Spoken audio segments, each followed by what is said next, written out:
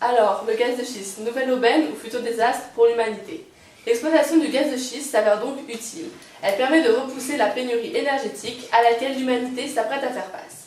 La quantité de gaz de schiste présente à la surface du globe représenterait 200 années de réserve. En revanche, nous avons vu que son exploitation engendrait une forte empreinte territoriale ainsi que des risques environnementaux supplémentaires à gérer. De plus, il s'agit d'une ressource fossile, elle est donc limitée dans le temps, et l'exploitation du gaz de schiste nécessite une importante quantité en eau. Par ailleurs, elle va concurrencer les énergies renouvelables et elle pourrait même engendrer des changements géopolitiques. La plupart des gouvernements utilisant ces méthodes font tout pour masquer ces risques et donc pour pouvoir continuer l'exploitation qui leur est bénéfique en termes énergétiques et économiques. Donc le rôle des associations est de dénoncer cette injustice et en plus de ça, de faire au maximum pour y mettre fin.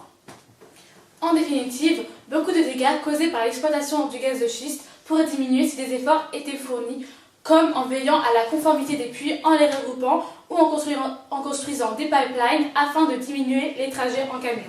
Mais, bien sûr, sans cadre légal, les changements ne se feront pas seuls.